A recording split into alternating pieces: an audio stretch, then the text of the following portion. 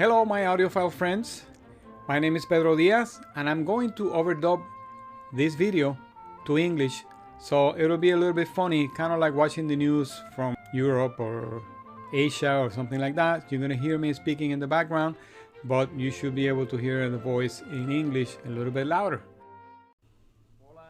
Hello my dear audiophile friends, welcome to Audiofilos y Locos. I hope everybody is well and safe and healthy. And during this pandemic, you find peace, happiness, close your eyes, and listen to music. Remember, if you're measuring, you're not listening. So, I'd like to bring you the Aperion Verus III Bookshelves. They have a tower version too, but this is a bookshelf version to use it on stands.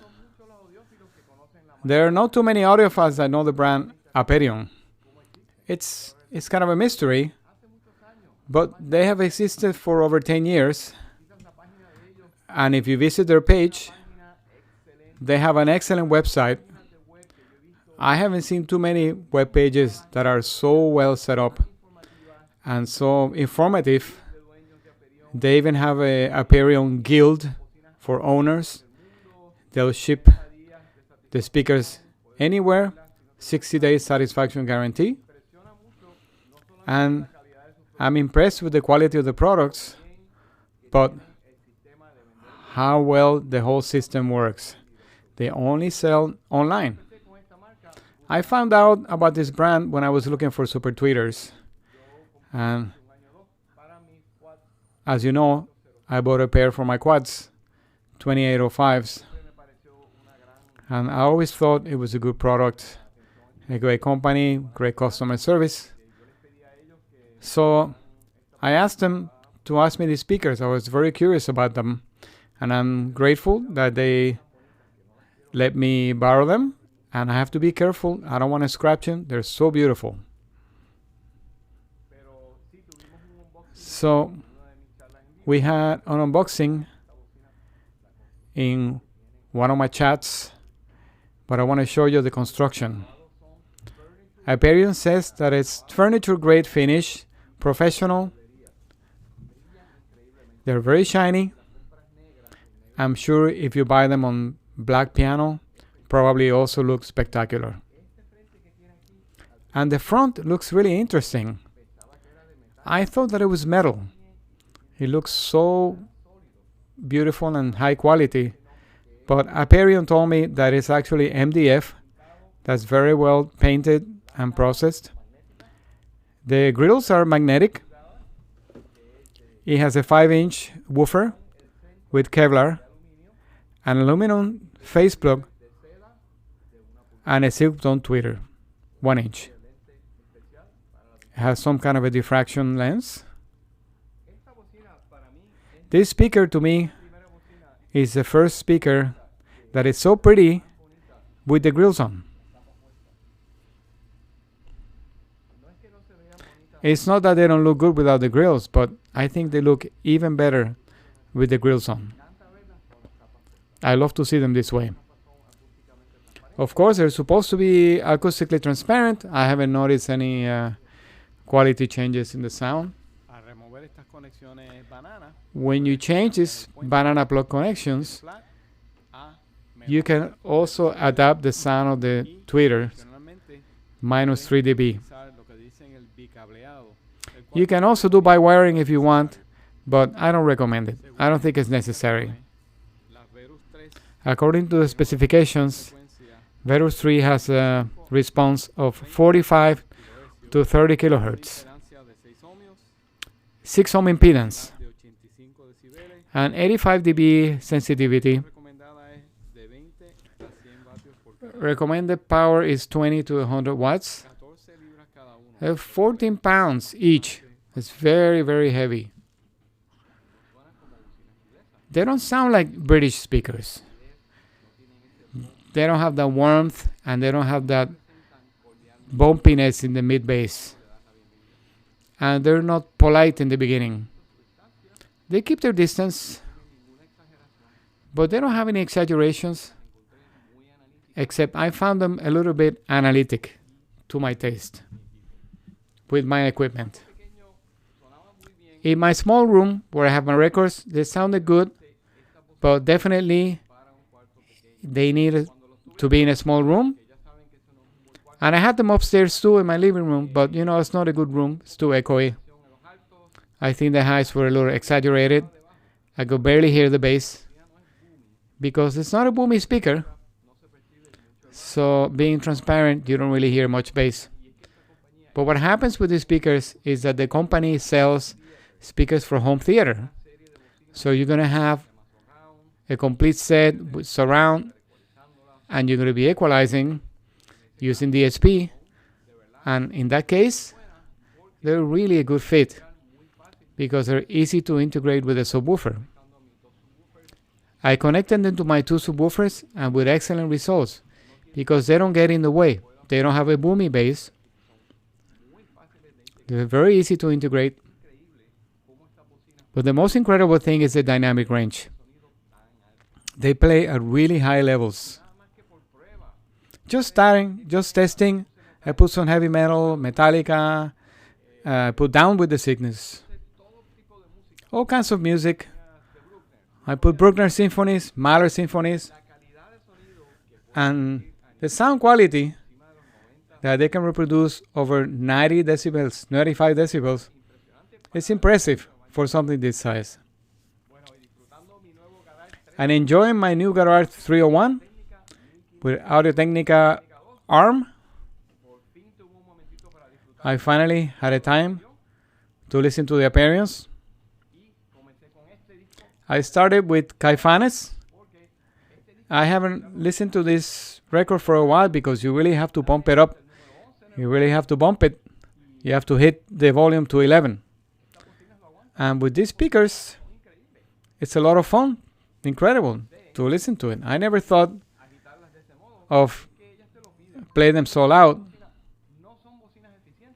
They're not efficient, so they need power. You need good amplification. But even with a home theater receiver that are powerful, you should be able to move them okay. They're even less efficient than Magnepans. With both subwoofers, imaging is pretty three-dimensional. However, I had to lower the treble level, -3 dB. This way they sound a little more balanced, especially if you're not using a subwoofer.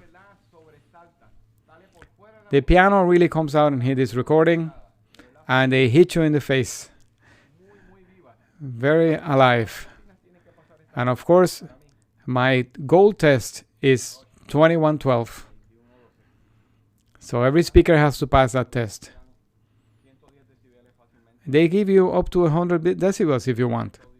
Of course, you should check your ears and protect them. But they can do it. Also, because they're focused on home theater, they can give you that dynamic range which is needed to watch movies.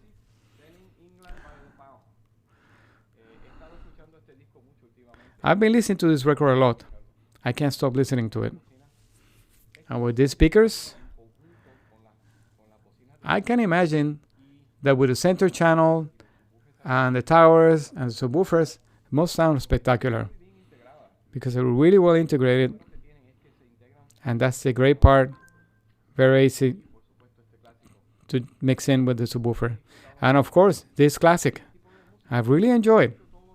It's the kind of music I don't listen to every day because I have quads. And I like to, relax. But with something like this, I want to see how far I can get. And both my neighbors or my family.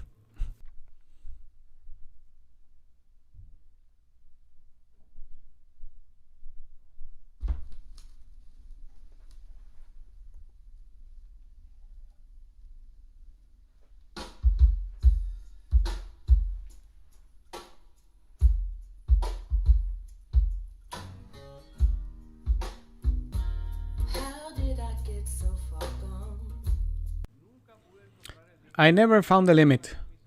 I didn't want to mess up my ears, but I did a couple of experiments in my small room where the Meridian amplifiers, 100 watts per channel, mono, they almost gave up. And the speakers just kept going. Lots of power, lots of definition. So, does this mean that this represents the American sound? Is there such a thing as the American sound? Just thinking about speakers like ADS, JBL, Advent, maybe Wilson. They don't have the characteristics of English speakers. That are a little more recessed, but not in the mid-range. They have a present mid-range. English speakers. German speakers are supposed to be brilliant, according to the stereotypes, or the Japanese speakers, supposedly stereotypes, a little bit dimmer. I don't know, that probably has changed, I'm sure. But the American sound does exist. It is a different sound. And for rock, these are great speakers. Really good. The question is, what will I buy between the Verus and the Magnepan LRSs? The same price as the Magnepan LRS. They're two different markets. This fits anywhere. This gives you a really good sound for near field listening. It will also be perfect to listen when you're home theater, TV. Much easier to position. You're not going to have any problem locating the speakers. LRS are much more audiophile specialized for someone who's looking for a different sound. This is a daily sound, more user-friendly. It can take anything. And in terms of quality, I haven't found speakers. I haven't seen all of them, but I haven't found any speakers at this price range that looks this good. My Kevs are about $500. They look like they're made out of cardboard compared to this. Clip 600s. Oh, they look like toys next to this. And those are expensive speakers too. They're not cheap. If you want to buy something that your wife or your husband will accept, I guarantee you they're going to love it. Mine really likes them. Hi, honey. We're listening to the Verus III loudspeakers. And what do you think of the speakers? I think they're beautiful. I really love how they look. They sound fine, and yeah, I would have them in my apartment because they look really cool. She's moving.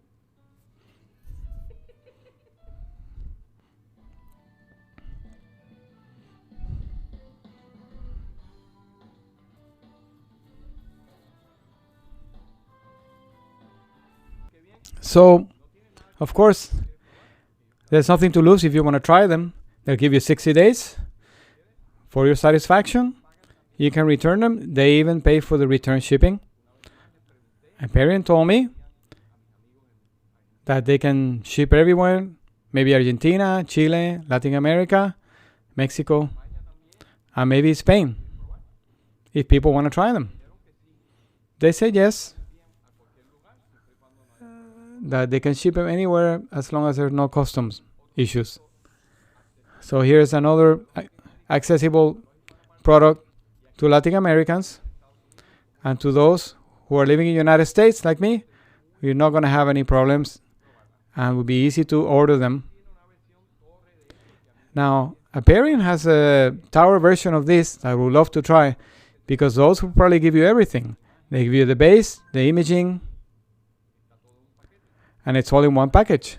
Of course, they're worth more money, but these ones need a subwoofer.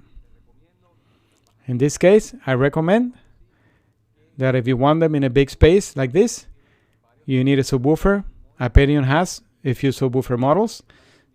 Good prices. They look well made. I haven't tried them. I hope I try them someday. The Verus are speakers that make you want to dance. They invite you to hit it harder, to put more power in life. They're not for every audiophile. They don't have a appetizing coloration in the beginning. They need to break in, and you also need to push them a little bit. It took me a while to feel like they were ready to be listened. But good amplification is always going to help. One of the big points is how three-dimensional they are. The imaging is very good, very exact, pinpoint. And if you want more definition, you keep the tweeters in their flat state. But in my case, I like a little attenuation. There are a lot of options in the market, many speakers for this price. But these ones offer you an incredible construction. Aesthetically, they fit anywhere. If you want to buy the towers, they will look probably even better without the stands. So this is something you can have in your living room with your TV or home theater, or in a small room where you can have them on a shelf or near field listening like monitors, because it has a very direct and transparent sound. I couldn't find any technical faults. I can never play loud enough to make it distort. I think it's spectacular. But that also has to do with their home theater legacy, where they can produce great dynamic range.